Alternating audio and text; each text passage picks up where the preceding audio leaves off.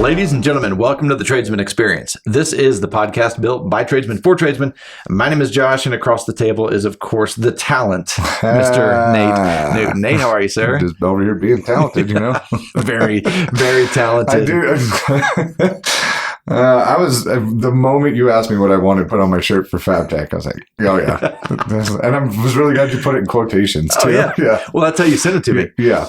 Yeah, that's how you sent it to me. Mm-hmm. And I knew I was smart enough to know to give you the option to decide. Right. Yeah. What do you want on your shirt? Yeah.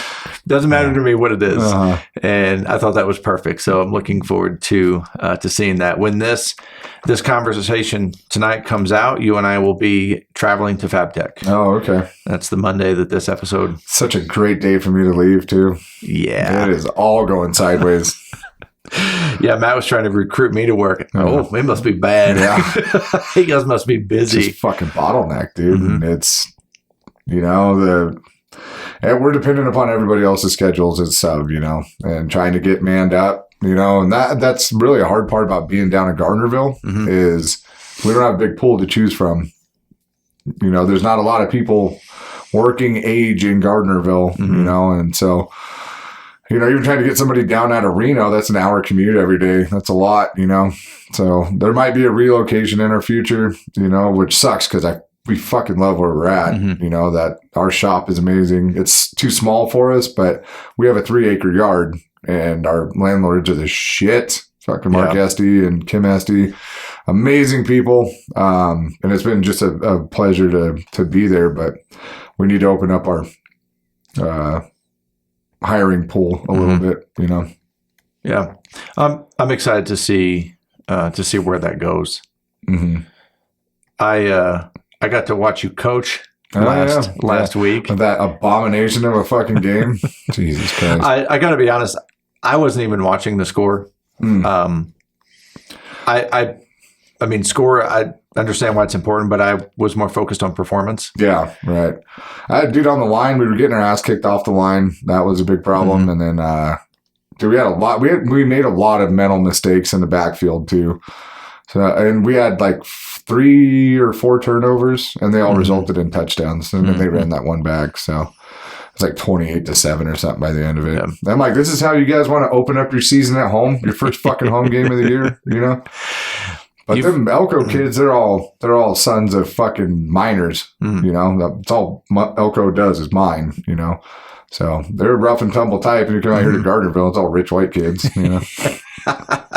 You have some early developers. There were some big kids. Dude, some of the kids are like 6'4", 6'5", fucking, like they come huddle up around me. I'm like, on me. They all run up, and I'm looking up, and I'm like, yeah, I don't like this at all. Don't eat me. Have your balls even dropped yet? Jesus Christ. Okay, coach. Yeah. Dude, they're all at that age where their voices are cracking too. Yeah. So like being on the sideline, they're trying to root each other on, and just the squeaks that come out. What the fuck was that? Especially coming out of somebody that's 6'4", 275. Yeah, I'm pretty sure one of those kids, I'm pretty sure he's over 300. You've got some big boys on your line. Yeah, you can tell they all just got that big too because they are uncoordinated as fuck. They have no idea where their limbs are at, The amount of times you just see somebody falling down while they're running, and I'm like, we do this all the time. Like, how have you not figured this out yet? The tripping over their feet and shit. Something I witnessed in your behavior, being on the sidelines, is how often you would detach yourself from the group and stand off. Because all the coaches are standing kind of close, but all the players are there, and everybody's looking at the ball from the direct sideline, watching the ball. And you would go down a little bit, maybe 10 yards separated from the group with a different perspective. And what I saw is you were looking at where they were going, not where they were. Yeah, well, because I get a better perspective of the line that way too. So if I'm, 10 to 15 yards back, I can see all of my players. Right.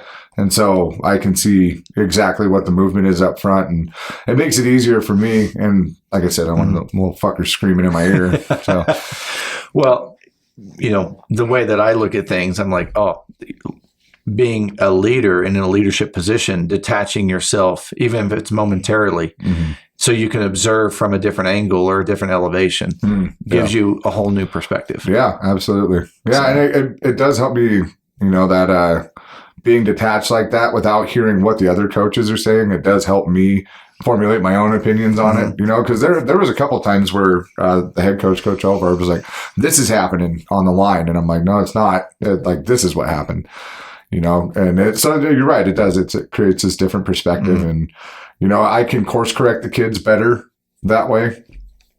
A lot of it was just get off the fucking ball. Jesus Christ. Quick and aggressive. Yeah. Quick and aggressive. Yeah. And don't stand up. That was that for some reason, these younger kids, dude. Yes. Dude, you got to be low to be on the line, Yeah. and they stand up and then they end up on their heels or they just get flat backed. Yeah. And I'm like, the big kids are notorious for that because they've been able to make it by in practice by just having sheer size, being able to push people around. Well, now you're up playing against the other first string and they're getting underneath your chest plate and you see them you see their fucking, their pads just jam into their neck and their head roll back. And I'm like, the play's over for you. You're fucking done. You're not getting out of that. Yeah. You're his bitch now. Yeah. And that's one big bitch. Yeah. There's some corn-fed fucking kids around here too, you know? Like, there's I remember when I was playing, they had one school, Bishop Minogue, that was, it's a Christian school. So they're able to recruit, but they're playing it at A3 or 3A level or whatever. Dude, I had to go up against a kid that was 6'5", 350. And I'm like, dude, that's a grown-ass man. It's exactly that's a fucking adult I got to play against. Jesus, blindside. Yeah. Go somewhere else. Dude, and he wasn't like a fat 350. This kid was fucking in shape. Yeah, a strongman competitor. Dude, I'm like, he's already fucking a D1 player, you know? Yeah. I don't have the experience, but I would only assume that's humbling. No, dude. Did you just get ragdolled all night by that fucking guy? Luckily, he blew his knee out in the first quarter, and then I was like, oh, now I get to play against second string in this position. Yeah. I did fairly well, but yeah. I was having a conversation one day about humility to my other friend, Big Nate. Mm-hmm. And Big Nate is, I don't know, he's 6 foot, 6'1" maybe, but he's 275, 285. And he's cut too, isn't he? He's a beast. Yeah. Wasn't he a pro fighter? Yeah, he had his own MMA gym, fought locally for a while, had the heavyweight belt for a while, and the nicest guy you'll ever meet. But, his fucking calves are the size of my thigh. Right. He's just the dude is just... But his dad and his brothers are all kind of built like that. They're all big men. And he had a guy come in to their gym, 300-pound collegiate wrestler. Ooh. And Big Nate said, I have never been humbled like that in my life because no one has ever been able to manhandle me like that. Dude, when you have a collegiate wrestler that's 300 pounds, to watch dudes wrestle at that level and then to have somebody that large, that's a terrifying human being. Terrifying. Yeah. He would do, if you've ever seen some of the neck strengthening exercises, they put their hands behind their back, they pike where their forehead is on the floor, and then they roll side to side on their head, and it's all neck strength. Yeah, because they have no neck at that point. And that's what that guy was doing after. And that's the great thing. It was all in good nature, right? It was in good fun. This guy didn't enter the gym with an ego. He was invited by one of the other fighters, and he just showed up, and he was so giving and oh man, these are do this, defensive, offensively, showing some of the exercises. It's easy to give it all out once you know nobody can use it on you anyway. That's right. Yeah. But it's amazing that when you come up to something or someone that is so overpowering of you and that you can't do anything. It's such a humbling experience. Yeah. No matter what you want to do. Yeah. No. He owns you. You do not get the result that you want. I don't care how much heart you got in you. No. I think if no one's ever experienced going to failure on something, like complete failure, where your mind is still going, but your body won't activate, equally humbling because now you have nothing to blame it on. Right. It's you. It's internal. And it's easy to watch competitive games and watch people go to failure and then commentary it from the couch. Yeah. There's no way. If you've never experienced failure, you have no fucking idea what you're talking about. Yep. That in itself is so humbling because your body just stops working. So yeah, we're done here. I don't care how much you want it to work. It doesn't work. Well, that was like Chuck Liddell in the UFC. You know, like that was one of the toughest fucking dudes out there. And he just got slept really hard one time. Somebody fucking knocked him out cold. And then all of a sudden he was a glass jaw. And, you know, there's all these theories that it's like, okay, that's the body protecting itself. Now that he finally got knocked out, the body knows that. Because, dude, Chuck would take a fucking beating. So the body is now like, okay, if we get hit in this certain spot, we're going out. We know it'll stop. And it's like, damn, that's, you know, it takes your whole career from you. Right. You know? But that was the Liddell days is when I followed UFC religiously. Yeah. Back when they were just brawlers, pretty much. You know, there wasn't the guys today are so outrageously skilled. You know, they've all been doing it since they were 10 years old because the parents saw the potential in the UFC and all this stuff. And like, especially pulling these dudes out of Dagestan that have just been fighting since they were able to stand up, you know, that could be even all those guys. Like that shit's nuts. But watching, we're seeing the same thing. I say the same thing is happening in CrossFit. CrossFit really came to life publicly in 2007. I think it was created in 2004 or 5, but you know, that's almost 20 years. So you have these people coming in that have been doing this Olympic style lifting since they were kids. Right. And the guy, he ended up getting second or third this year because he got injured. But this dude from Russia he's been able to compete for the last several years, but Russia wouldn't give him a visa. Oh shit. But last year, so the 2022 games, he showed up as a rookie, and he's a fucking animal. Right. Oh, dude, it's awesome to see, you know, that level of skill and talent. But same thing, these people are entering now. These 18 and 19-year-olds are just they're monsters, man. It's incredible. Yeah. But yeah, just I don't know, just having that environment and being around that kind of shit and constantly showing up and, you know, the discipline that it takes to be. One of my favorite quotes from the commentary of one of the CrossFit games, he says, you don't know how good you have to be just to suck at the CrossFit games. Right. But there's that thing where they're like, dude, I would watch the Olympics if they threw like one normal person out there to compete just so I could see like just how good these Olympic athletes really are. Because it does looks easy to them. It looks effortless. I'm like, dude, they're not even trying. Like, what are they doing out there? I would be happy to do a 100-yard sprint against Usain Bolt. No, right? Yeah. Just so... like you just stand up for your first step and it's over. Yeah, just so he could go down, come back and do it again and still beat me. Yeah, still and just laugh at you both times. Just fucking point at me. Oh, man. The toolbox is getting an add-on. We're doing some additions to the toolbox. By the end of October, there's going to be about 50 to 60 total videos. So there's 24 videos in there right now. There's going to be between 50 and 60 videos in there. And we're dropping the price to $19.95 a month. Woo-hoo! Woo, look at that. Yeah, more value for less money. The reason that I'm ramping the toolbox up this way is because it's a very cost-effective way to get coaching without coaching. It is, I mean, when you look at 50 to 60 videos that are going to include stuff like Business 101. So I talk about how to create a business plan, Sales 101, interviewing, hiring, onboarding.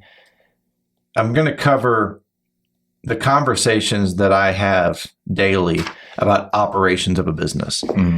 And they're going to be created in, you know, bite-sized tools that you can watch this video and immediately go implement. So that's coming in October. The price is changing in October, and then by the end of October, all of the videos are going to be up. So once we get everything done, I'll post a list of everything that's going to be in the toolbox. But it's a really, really, really good, cost-effective way for people to invest in their business. So, outstanding. look at that plug. Look at me selling Shameless, selling it. Hey, so I'm getting like sponsorship money from this, right? Sponsor. You're our first sponsor. It's got to be your bowl. Yeah. Wait, what? Which brings me to coaching.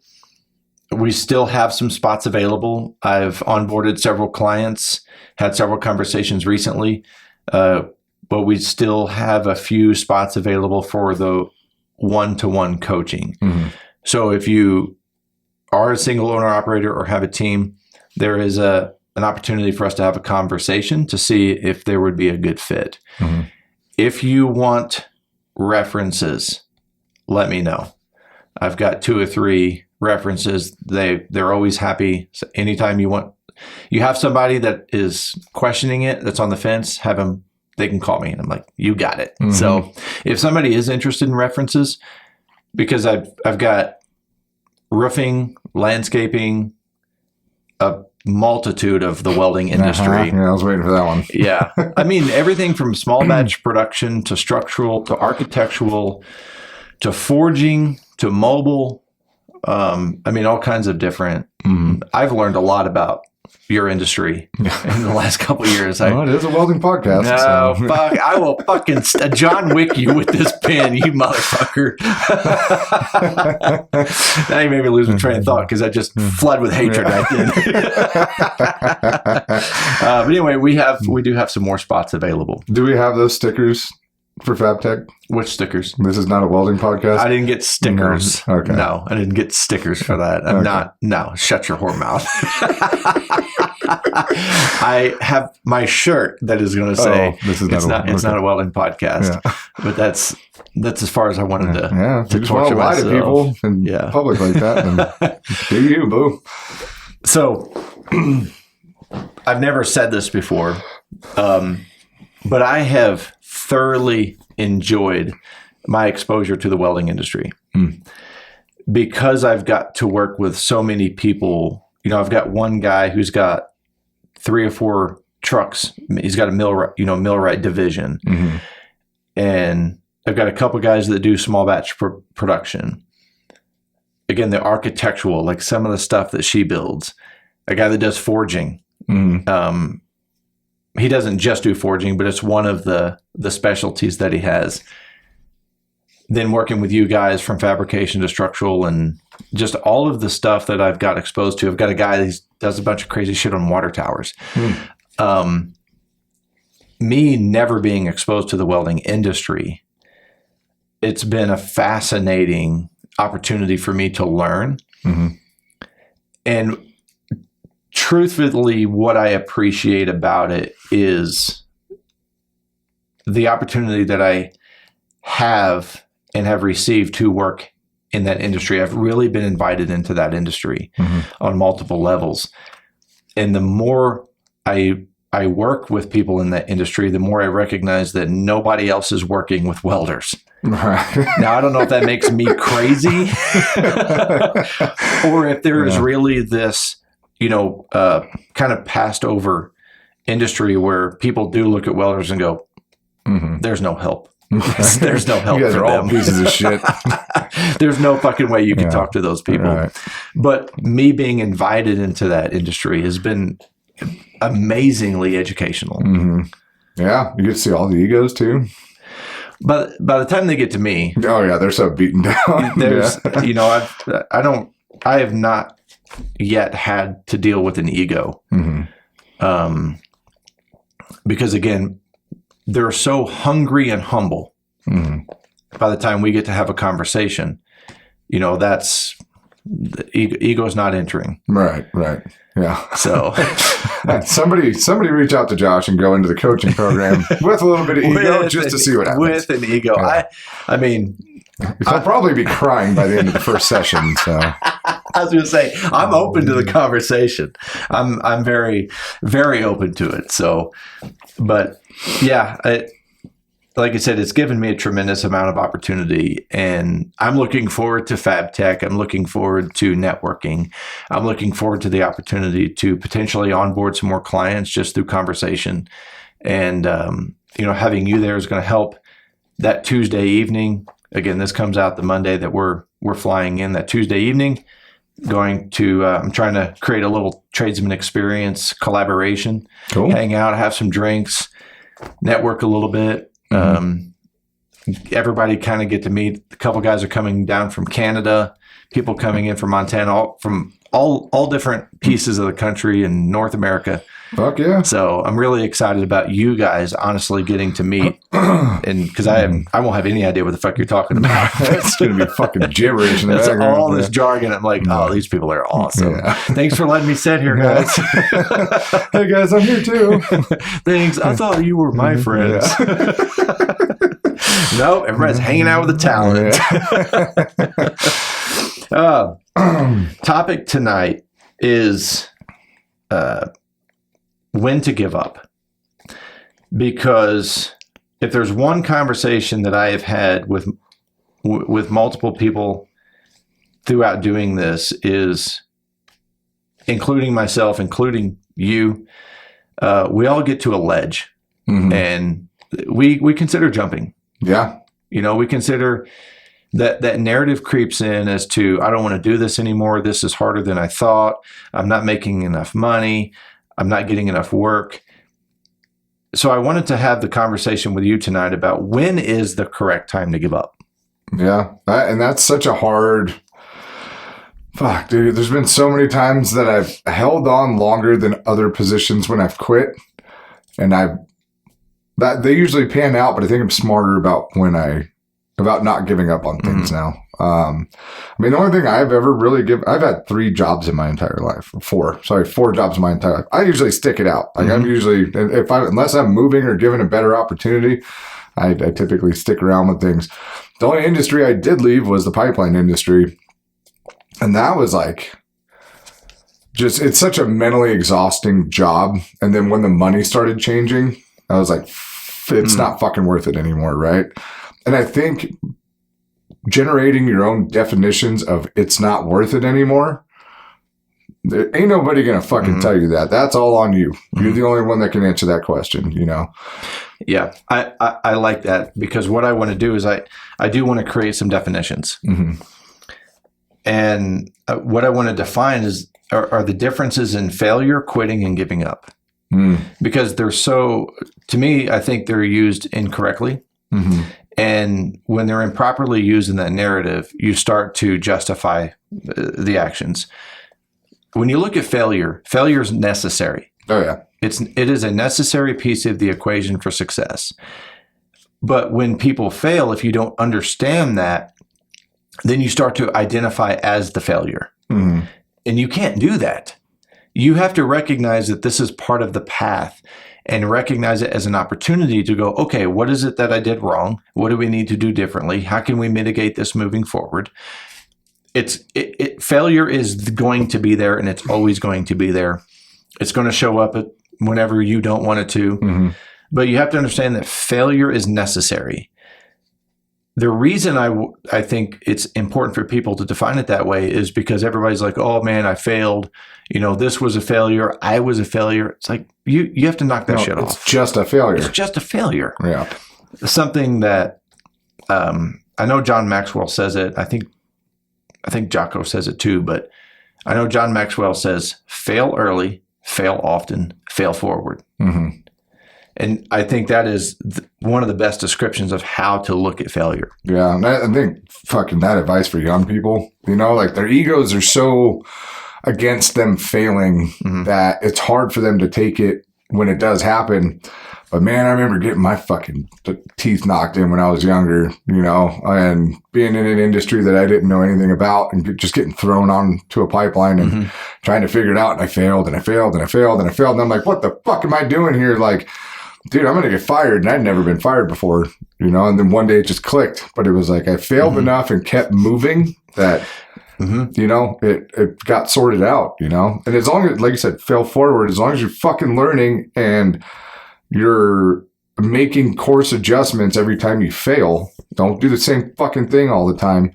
You know, that's what it takes. And it's honestly, it's not that difficult to do. It's just hard to do, right? And just consistency. That's a huge fucking part of it. Do things consistently and level up every time you fuck up. That's hard to see in the moment, you know? It is, because one thing that failure will attack is your emotions. It's important that you have emotion about it because it proves that you care, but you have to be able to discipline and disconnect from the emotion as the failure itself and just recognize it for what it is. But I think part of that recognition is accepting it as failure. Okay, this thing failed. Yeah. It doesn't make you the failure. I'm not the failure. This thing failed. This thing that I tried failed. This system failed. This, whatever it is, this failed. Okay. What do we need to do to keep going? Right.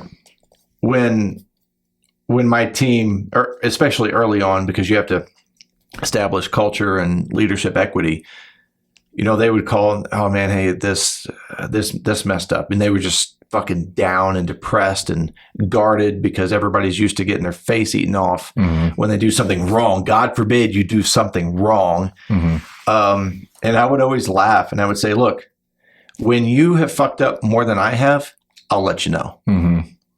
What do we need to do to keep this from happening again? Oh, so we immediately went to solution mindset. Like, yeah. You're fine. Stop focusing on what's wrong. Yeah, you're fine. Like I said, when you fucked up more stuff than me, I'll tell you. I'll let you know because I have clearly let it go on too long. Well, that ticker's going up every day, too. It's not like it does. Like you just stopped failing one day. Dude, I have broke, crashed, burn up, misinstalled, miswired, fucked up more things than probably in my career than my whole team did combined. Right. But I learned. Yeah. I learned that anything electrical, when you let the smoke out, you cannot put it back in. It was that one time. It's like, God damn. But understanding what failure truly is.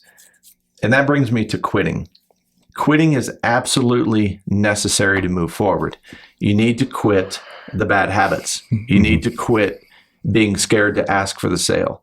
You need to quit showing up late. You need to quit with the lacking discipline. There are a lot of things in your life that you need to quit doing. So if you look at quitting as a leverage point for growth, again, redefining it. Oh yeah, you fucking quitter. We're getting to that point. I'm talking about quitting the shit that you don't need to be doing anyway. Right. Quit wasting your fucking time. One of the toolbox videos that I recorded today was the value of 10 minutes. And how that compounds over a year.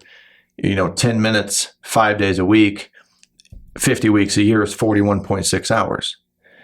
Well, 7 days a week, it's like 62 hours a year.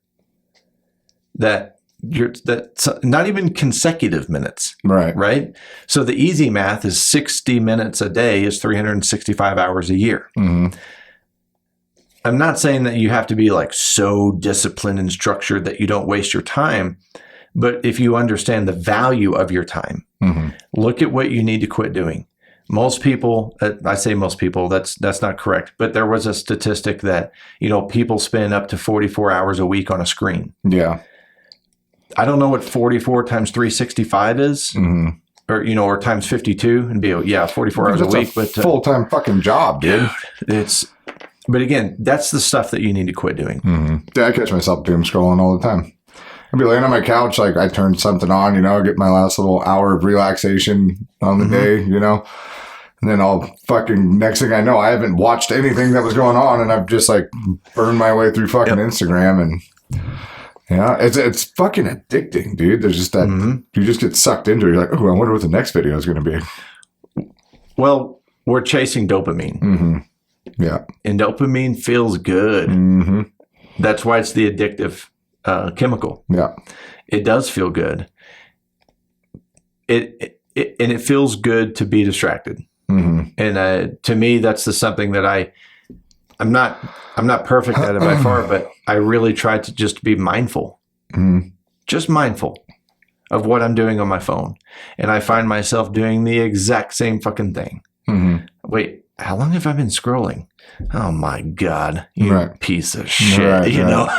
And then that self, the chastising for me the sets in. self-loathing, Yeah. Like, God damn it. Yeah. That's what I like when I take vacations and stuff, or I go out, with Kat or something, like go up to Arnold, like Matt's birthday, when we all went up there and got that cabin, like that whole detachment thing. Like nobody was on their phone ever, and I think we're all tired of our phones. So to like just sit down and actually hang out with people, it's pretty awesome. I've got a new discipline that I'm wanting to implement. And yes, it's circumstantial because like this weekend I'm working at Zibs all weekend. But the new discipline that I want to try is on Sundays, because Sundays are my laundry, meal prep, all that good stuff day, is I want to turn my phone completely off for 6 hours. I just want to try it. I want to see how it feels. Right. So it's experimental for me. And like I said, this weekend, because I'm actually going to be working, I will need it. But I'm looking forward to trying that out. Yeah. And just leave it on the nightstand. Go do something. So, but what if there's an emergency and somebody needs to get a hold of you? there's not. Yeah. There's not. There's not an emergency. Yeah, when people give me that, I know. they're like, I'm like, when was the last time you got an emergency phone call? Yeah. No. That was somebody dying, and it wasn't a fucking emergency. I don't know the last time I got an emergency call. I don't know if I've ever really gotten one. Yeah. I mean, we had a guy, our only workman's comp claim, we had a guy smash his finger with a hammer. And I had to orchestrate that because you have to get that shit done in a very certain amount of time. I think that'd be the closest thing to an emergency phone call. But is that urgent or emergency? Probably urgent. Well, with that guy, no, that was an emergency. Because he would have done something stupid. Gotcha. Yeah, he would have like gone to a general practice and yeah, he probably wouldn't have. Yeah, it would have been handled the wrong way. That's fair. Yeah.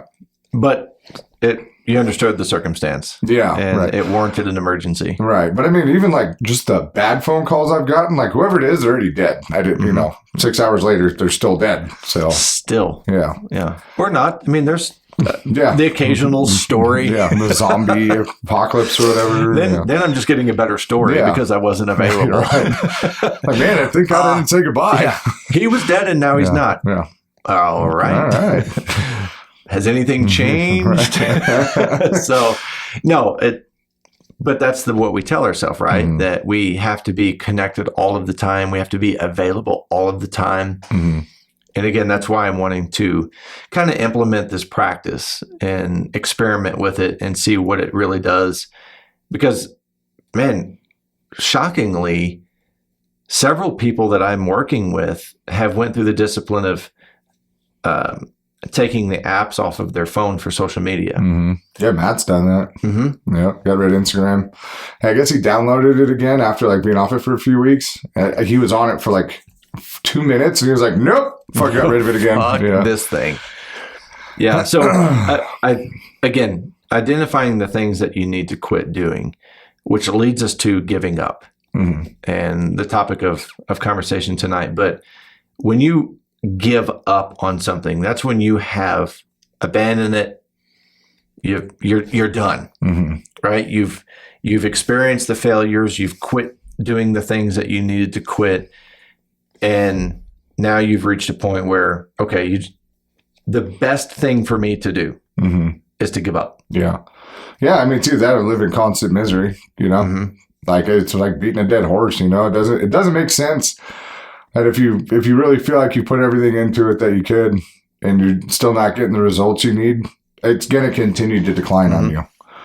Just get the fuck out. Quit wasting your fucking time. You don't want to be 50 years old looking back going, God damn, why did I hold on to this for so long?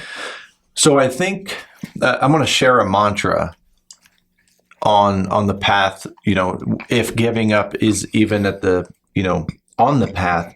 But for me, there's a mantra, and I've got it written down here in front of me, is if I'm standing on the ledge of giving up, I want to know that I went through that journey leaving no doubt. Mm-hmm. That's where I think the regret of giving up comes in, is because the moment that they give up, the journey morphs into a tale of shoulda, coulda, woulda. Mm-hmm. When you leave no doubt, there is no opportunity for shoulda, coulda, woulda. Mm-hmm. You gave up because that was the right thing to do. When people don't fucking unload the tank and they give it everything and they've tried everything. Tony Robbins talked about this. He said, how many people here have, tried a diet? Everybody's tried some kind of diet. And he said, how many people quit dieting? A lot of people raised their hand. He said, why did you quit? Well, I tried everything. Oh, did you try everything? Mm-hmm. Well, I tried these. Well, how many did you try? 30, 20, 10, 5? One or two. Mm-hmm. And then they give up because they had an expectation of a result and then an unrealistic expectation of how to get the result. Mm-hmm. You have to have a plan, yes, but you also have to be willing to adapt. Mm-hmm. When you just work to implement a plan and the plan doesn't go right and that's why you give up, you weren't committed to that plan anyway. Mm-hmm. You didn't have non-negotiables. You didn't know why you were doing it. Yeah. And you definitely didn't give a shit about the result. Mm-hmm. I think you were so in love with the idea that when the how got hard, the why wasn't strong enough to keep you going. Yeah. Well, I tried that. Okay. Being successful is not a participation trophy effort. Mm-hmm. But if you're going to give up on something, you have to make sure that when you cross that line, you can look back and go, I fucking laid it all on the table. Mm-hmm. And I'm okay with leaving it there. Let it and burn. you can walk away from that thing. Mm-hmm. Absolutely. Absolutely. Because this whole, thing of, again, the shoulda, coulda, woulda, when that narrative starts, that's what you start infecting people with. Mm-hmm. You start intoxicating people with this, well, man, if the market would have been this, or, I should have fired this guy earlier, or I should have hired more people, or, we could have done better if we had the money, or fucking stop. Mm-hmm. Fucking stop. Yeah. But that's also, fuck, man. Once you're out of it, Mm-hmm. Once you're out of it and you're like, okay, yeah, no, I'm fucking done. You look back, God, they still creep in though, man. I don't think that completely eradicates it. I'm not talking about eradicating it. I'm talking about recognizing it for what it is. Mm-hmm. Yeah. And not allowing that to become your story. Yeah. Yeah. Right. Yeah. If no one that's watching this is listening, this is a very thought-provoking, and that's what you're doing. It's just because this is, this hits on multiple parts and aspects of my life, whether it was personal or business or a job working for other people, like there's very few times in life that I've given up on something. I can count them on one fucking hand, dude, all of them, there's just times where you sit there and you think about it and shit creeps back in. Yep. The only one that I knew undeniably was getting out of the pipeline game. Mm-hmm. Like I had done so much of it. It had been such a strain on my life for so long. And like I said, the money started to change and I was like, I knew I was done beyond a doubt, and I think that's also what kind of made it easier. Like, cause I stretched myself so fucking thin doing the pipeline game that I think it was easier for me to give up on other stuff down the road. Cause I could see what the long-term outcome was going to be. Right. Like you can see where things are heading and what they're going to be. And it's like, dude, I can't fucking waste my time with this. Like I'm throwing in the towel now, And I think that's a fair way to go about things. You just have to realize that, like you're saying, you gotta fucking, and because I've had conversations with friends that are like, hey dude, I'm done with this, like whether it's career or whatever. And I'm like, dude, make sure you leave it all on the table, don't walk away with regrets. But I have noticed that, you can go back and generate regrets. You right? can. Absolutely, you can. Yeah. Because once you're removed from the emotion and the pain of it, you have hindsight. So you can easily fabricate regret. Right. That right there, I think, is one of the reasons it's so important to remove yourself from your job or your company once or twice a year. Because when you stay in the pit, when you stay in the grind, you do become blind to opportunities. You become blind to failures that are going on around you because you're so focused. It's good to remove yourself because you can now create that hindsight and evaluate. Experience is not the best teacher. Evaluated experience is. But if you don't take the time to evaluate, I think that you can be driving to a ledge of giving up without even knowing it. Right. Which is burnout. A lot of people give up on stuff because of burnout. I think that's been most of the things in my life have been because of that. And it's a real thing. And it's like, in hindsight, you're like, fuck, well, I could have done this or I could have done that. But it's like at that point in your life, you weren't there. You weren't going to be able to push forward any further, No. I also think it's important for people to understand when they should give up. Yeah. Now, before I go down that rabbit hole, what you said is, I think you can forecast that. I think if you stopped and said, if I were to give up right now, would I regret it? If I were to give up right now, what would I say? Oh, I could have done this better. I should have done this better. So kind of casting yourself into that position and asking those questions, which it is almost hypothetical, right? Because you're still in the emotion of it. But I think that people, they give up too fast and they don't stop and evaluate. They don't have a mastermind. They don't have a conversation. Because there's a lot of things, getting a coach, getting mentors, getting other friends that are in the business and having conversations with them. That right there is going to help navigate you through these difficult times and help you, prevent giving up. Because when you take it all on yourself, you take on this Rambo mentality that I can do it and I can do it alone. That's exactly how you'll end up at the end of this burnout, and you end up giving up and being pissed. Yeah, and then what the other side effect of that is too. You're gonna blame yourself for everything, for the regrets that you have. And dude, I went through that a lot. Blame yourself for everything and make it all about because it's easier to palate that way. At least for me, it's like, well, I fucked up here. I did this. I did that, and it's easier to point the finger at myself. You know how much harder it is to fucking forgive yourself too, though. When you put it all on you, that's a fucking difficult place to be in. And, there's outside influences to everything, your boss being a fucking dick or, like I said, the money was going away or, whatever the shit from the outside was happening. I always put it on myself instead of those things. And it takes me a long time to fucking shake that stuff off, right? Like it's hard to be like, fuck, man, it was going down. Like, whatever it was fucking time for it to be over, And it's really hard to remember sometimes when you're looking at it in hindsight to remember why you were ready to give up in that moment, Yeah. Walking away from my HVAC business, giving up on that, giving up on my dream, giving up on my team, giving up on everything that I had built. It was absolutely the right decision. As difficult as it was, being the right decision doesn't make it easier. It's usually the harder one. Definitely. Because you want to justify staying. Yeah. Well, because your ego is going to take a shot too. You're like, I was a part of this or I built this or whatever the fuck it is. Like your ego is going to get damaged on the way out. I can fix it. And that was part of my strategy. And again, that's why I was talking about earlier, having a plan, committing to that, leaving it all on the table, leaving no doubt.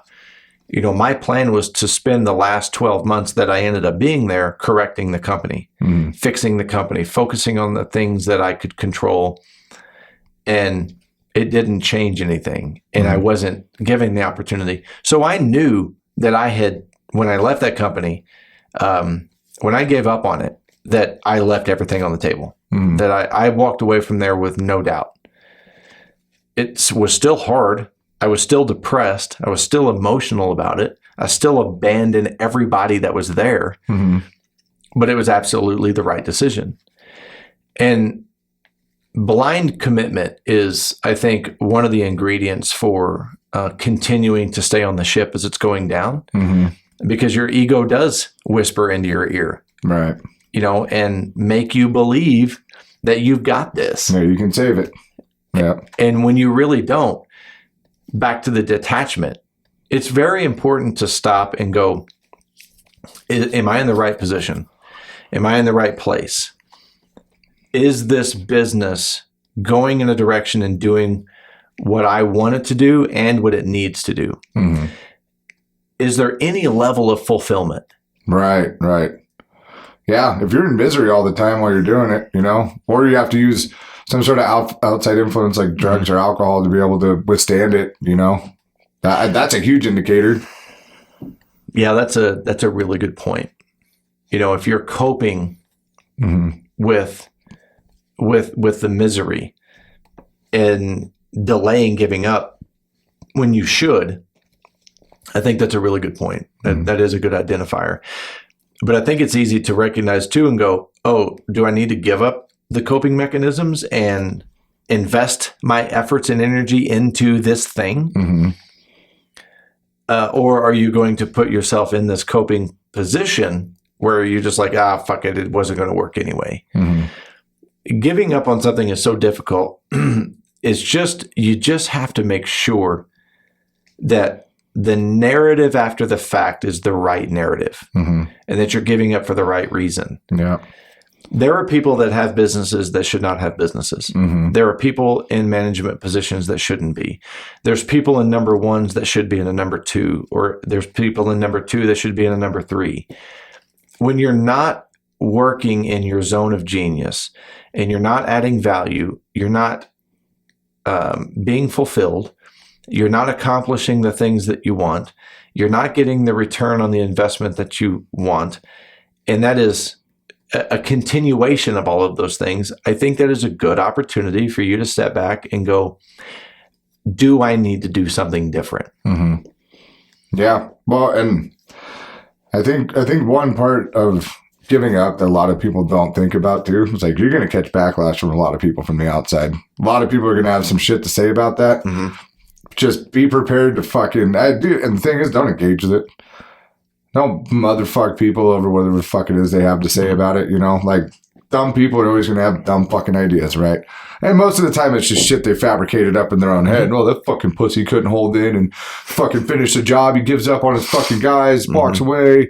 What does his partner think? Fucking this and that. And it's like, if they're dumb enough to actually say something to me or to you, trust me, they're just fucking idiots. Just keep them out of your way, Well, those are that's the bare belly at the bar talking, right? That's the people that are in their comfort zone, hanging around with their piece of shit friends. And what they want is they want you to fail. They want you to give up because they don't want you to be better than them. And when you do give up on something, see, I told you. That's right there. Right there. People are going to say, I knew it. Yeah, I told you so. Yeah. Good. Yeah, good. Fuck those people. They don't add anything to you. Yeah. Regardless of their position or relation in your life, they don't add anything to you. Yeah. And they have no idea why you gave up, dude. They really don't. They weren't in the shit with you. They didn't see what was going on inside of that fucking office, the stress that was going on, the nights in hotel rooms fucking for 8 months at a time, like whatever the fuck it is, these daunting tasks that come along with these different aspects of your life. It's like, all right, talk your shit, High five him on the way out the door. Yeah. All right, you win, buddy. you told everybody. If you are going to properly give up on something, you need to sit down and write a plan of how you're going to do it. Because I think that also helps mitigate regret. Yeah. You go out on your terms. Again, when you need to give up on something, when you need to close a business, when you need to quit a job, when you need to get divorced, when you need to change your career, when you need to do these things, when you need to give up on this, do it on your terms and write out what that is. Mhm. Create that plan.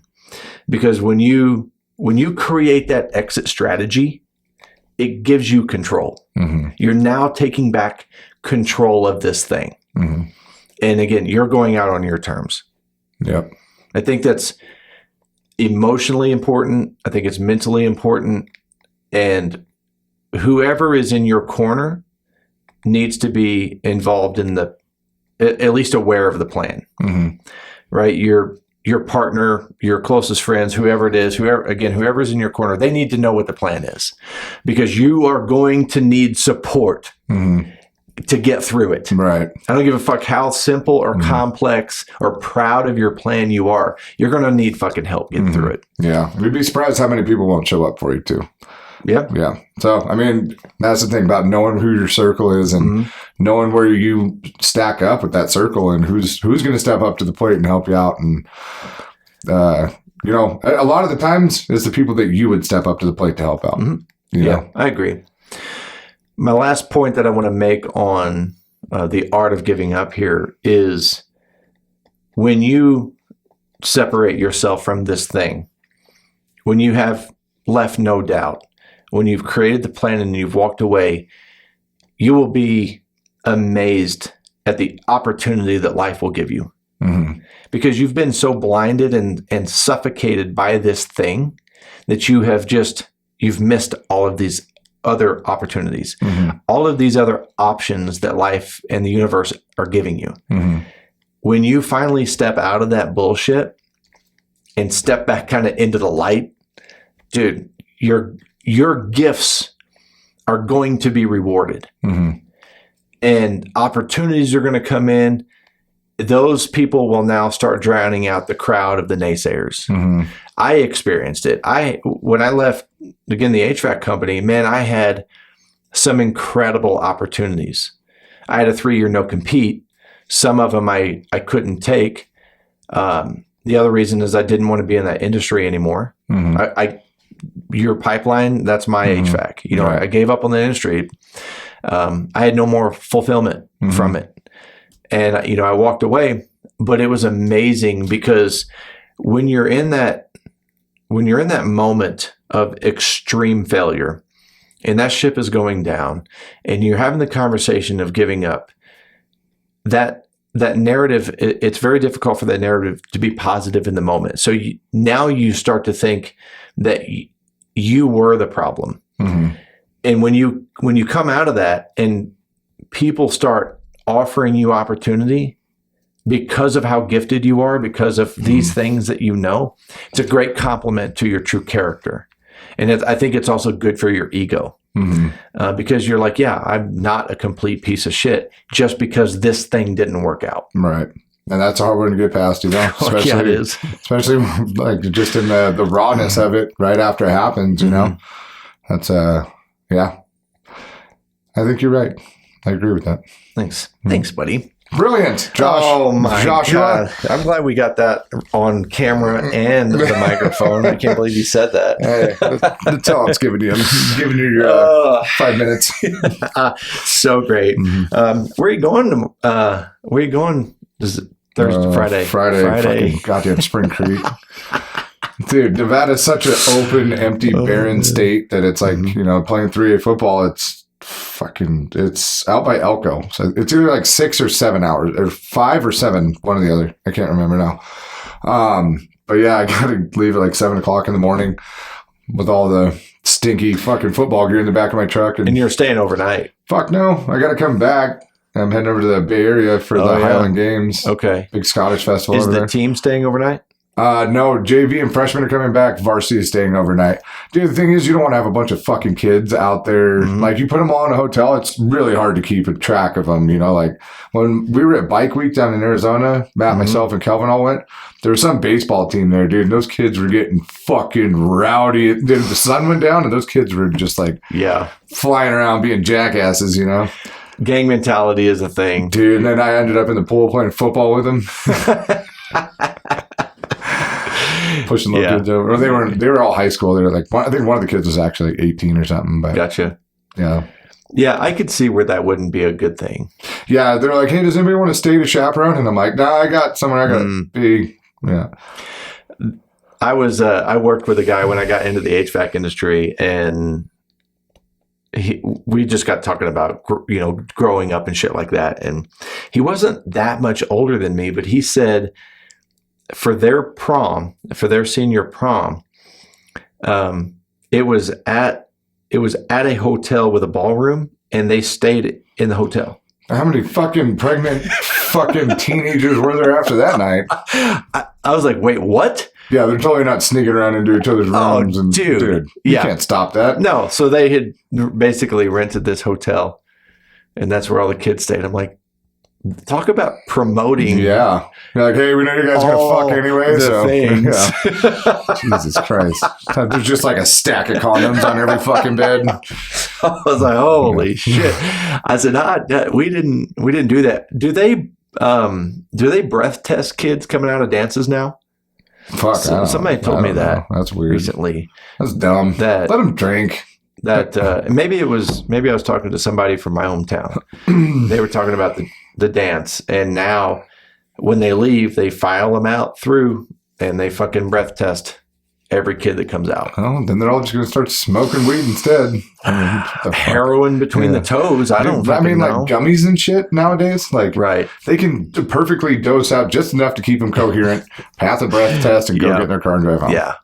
I just like all these measures we do to get people to quit doing this one or two things. And it's like, dude, the more you make it illegal and the more you try to restrict it, the more they're going to want to do it. That was my thought. Yeah. It's, you're forcing, encouraging, I don't know what, but to go do these things. I'm not condoning it. I'm just saying, like, it seemed a bit extreme. Yeah, it's like I didn't even want to do it until you told me I couldn't. Right. And now I'm just doing it just to say, fuck you.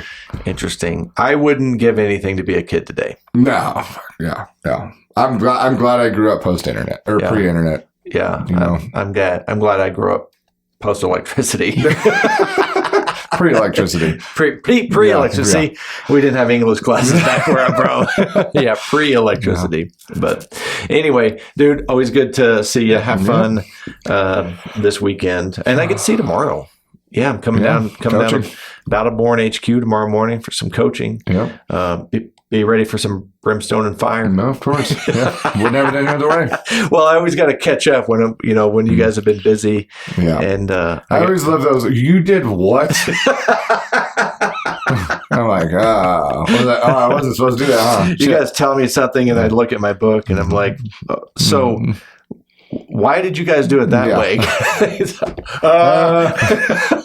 It's always we don't know. We were just reacting. Oh, it's so fun. I love it. But you can find Nate on Instagram at Nate Newton 87. I am on Instagram at The Tradesman Experience. Email is thetradesmanexperience@gmail.com. Website's thetradesmanexperience.com. And the YouTube channel is The Tradesman Experience. And I have TikTok, Josh Hewitt, or The Tradesman Experience. I don't know what it is. Anyway, thank you so much for spending this time with us. Get out there, get shit done. Be proud to be a tradesman. See ya.